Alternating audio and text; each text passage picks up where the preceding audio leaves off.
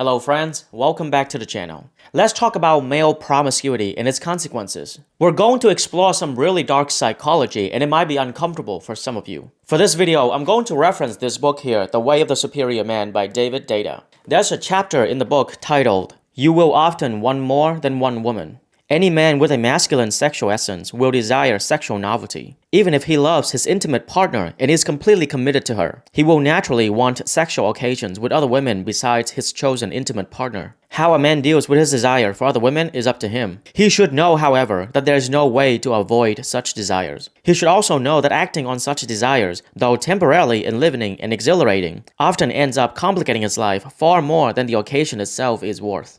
I believe that there's a good number of men out there who don't want to commit to a relationship even though they have a good woman, and the reason for this is because they don't want to give up the option of sleeping with other women. Every single man in here got a choice to make. And you know what the choice is. Commitment or new pussy.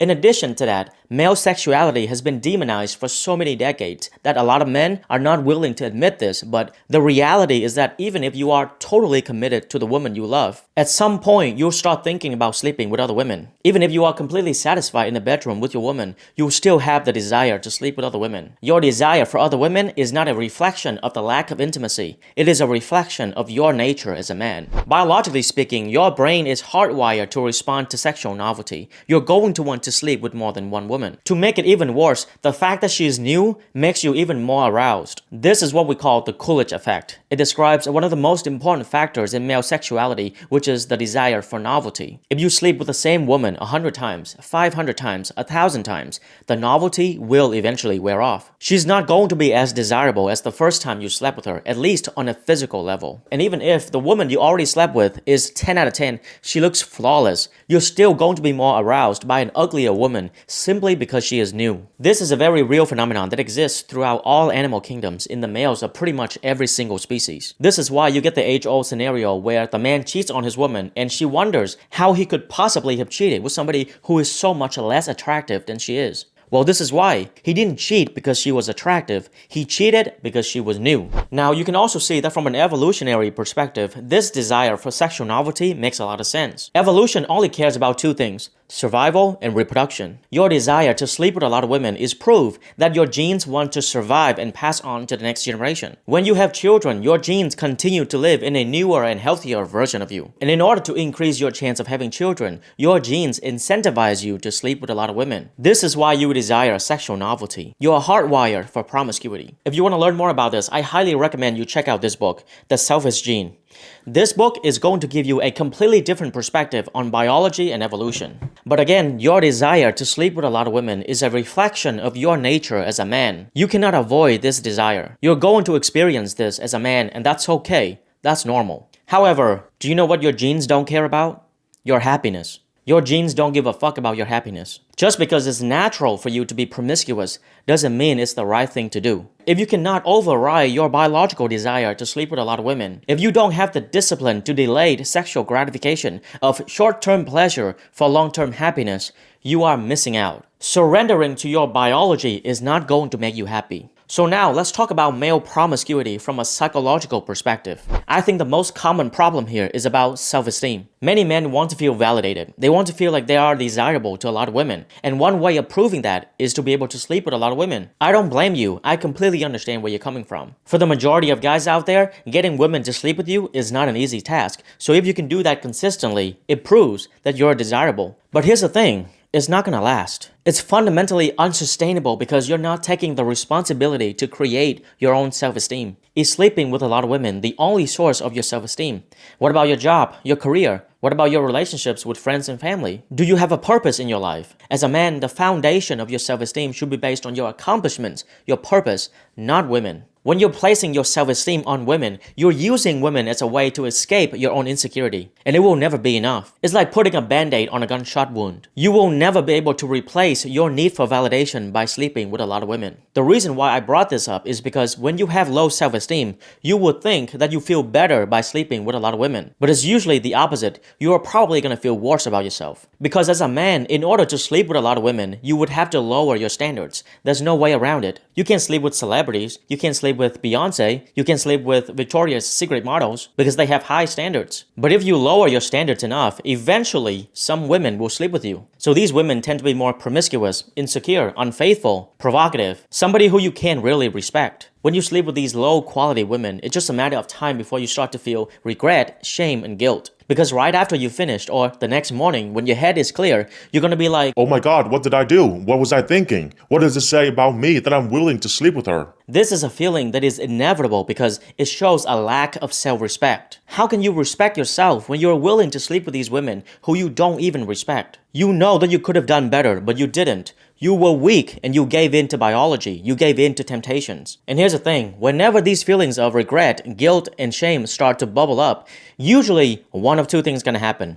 Number one, you start to rationalize it to yourself. Oh, it's just sex. It's not a big deal. I'm never gonna see her again. When you start to minimize the importance of sex, you will never be able to maintain a monogamous relationship. You're going to want to cheat more because you're thinking, So what if I'm sleeping with other people? It's just sex. It's not a big deal. and now you're back to where you started, and the cycle continues. Or number two, you're going to start to resent women because you're thinking, Why do you sleep with me? Why do you like me? I don't even like myself. How blind are you? What's wrong with you that you can't even see that I'm such a terrible person? How broken are you that you want to be with me? you see, when you're constantly exposing yourself to these low-quality women, eventually you'll start to think that all women are like that. Your opinion of women is going to be lower and lower every single time you sleep with them. In a way, the more you sleep with them, the more bitter and resentful you become. It might get to the point where you'll start to sleep with women as a way of punishing them. I'm so angry with you for being such a slut. So to teach you a lesson, I'm going to fuck you. And this is a self-reinforcing cycle. The more promiscuous you are, the more you're exposed to low-quality women. The more you'll think that all women are low quality. And the more you're going to become resentful and bitter. And the more you're going to want to fuck them as a way of punishing them. This is not a good place to be in. In addition to that, you are the average of the people that you surround yourself with. A lot of your personality is not consciously chosen. It is adopted unconsciously by the people around you. So when you choose to surround yourself with these low-quality women, they have low self-esteem, they're insecure, they're petty, they have psychological trauma that are not resolved. They're always negative, they're always the victim. They're toxic, manipulative, the list goes on and on. They just have a different mindset of how they see the world. So the more you interact with these women, the more you are exposed to their way of seeing the world. Maybe you start to believe all the negative things they say about you, and now your self-esteem plummets. Or they might convince you that you're also a victim, and now you're carrying this victim mentality everywhere you go. You see, slowly but surely, they will infect your worldview with their negativity. Don't believe for a second that if you listen to constant nagging, complaining, criticizing, and somehow be immune to the effect. No, you won't be. Eventually, all the negativity will get to you. If you spend enough time with these women, you will become just like them. You will become the type of person that you resent the most. Another thing about constantly exposing yourself to these low-quality women is that at some point, you're going to lose sight of what a high-quality woman looks like. When you are so used to being with women who post naked pictures on OnlyFans, they're cheating with their boyfriends to be with you. The next day, they're sleeping with your friends. They don't care if they see you again. When you surround yourself with these women, you're going to lose your ability to recognize a high-quality woman. What's going to happen is that you'll meet a woman who's just a little bit better than all the other women that you've been talking to, but you'll think that she's amazing. She's so amazing, when in reality, she's average. She's just not as toxic as all the other women. You see, over time, you'll lose the ability to recognize a genuinely good woman. And even if, for some miracle, you happen to find a good woman, you don't have the skills required to make the relationship work with that woman, because this whole time, you only been in casual relationships. And because of that, you're just gonna keep attracting broken women. Again, not a good place to be in. Now, this conversation wouldn't be complete if we don't talk about unwanted pregnancy. Besides STDs and all that good stuff that you can get from sleeping around, which you should already know, a bigger problem I see here is about unwanted pregnancy. It's one of those problems where it's not a problem until it becomes a problem, but when it becomes a problem, it's already too late. We currently live in a society where only the woman decides whether she wants to have a child or not. Your opinion as a father does not matter. It is a fucked up world that we live in. But this is not about complaining. This is about understanding. If you sleep around and you get a woman pregnant and she decides to keep the baby, even if you don't want the baby, understand that you have no say in this. And there are two things you can do in this situation. You can either leave the country and leave your child, or stay and be stuck with that woman and prepare to pay child support for the next 18 years. If you just look up the cases about child support, you will see that there are many men's lives completely destroyed by child support. If you can't pay child support, you're going to jail. That's how the system works. I'm not going to discuss about child support much in this video. I'll make a separate video about it in the future. Child support in the West is a fucking shit show. I'm not trying to scare you. Do your own research so you understand the risk you're taking when you decide to sleep around. Being promiscuous is not going to bring you satisfaction or happiness. Any fleeting short-term pleasure you get from that experience is going to be heavily outweighed by the long-term complications and suffering on your self-esteem. And it's not like sleeping with a lot of women will eventually fulfill you. It's not gonna happen. When you sleep with one woman, you'll think 10 will make you happy. Then you sleep with 10 women and you'll think 100 will make you happy. Then you sleep with 100 and you'll think 1,000 will make you happy. It will never stop. There's no number of women that will ever satisfy you. You are biologically desired to always seek sexual novelty. So even if you're having a lot of casual sex, don't think that at some point you will be satisfied. No, that's not gonna happen. What will happen is that you will get bored and you're going to want something more meaningful. So knowing that you will always desire sexual novelty and yet you can never be satisfied, how are you supposed to deal with this problem? The answer is grief. I know you don't want to hear that, but as a man, this is the cart that you're dealt with. Understand it, accept it, and let it go. Let go of the desire to sleep with a lot of women.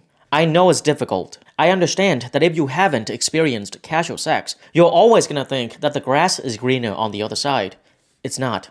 Trust me, I've been there. You will have to accept it eventually. The other side of not grieving is that you will sabotage the relationship that could potentially make you happy. Now, I also understand that this is something that you might need to figure out for yourself. Me telling you this is not going to make a difference. When you have raging hormones and urges, you're going to do what you want to do. So maybe this is a mistake that you need to make before you figure out that it's not worth it. In the book, the author mentioned, how many women you have sex with is your business. Before you consider more than one, however, it is best to prove your capacity with one. If you can't handle one, if deep communion, rejuvenating passion, and spiritual happiness are not the main features of your present intimacy, then you have not passed the test. And it is best to discipline your desire for other partners, since nobody is likely to be served. Now, if you decide to not be promiscuous and you want a monogamous relationship, I highly recommend you check out my video about monogamy. I talk about all the ways that you, as a man, are supposed to navigate a monogamous relationship.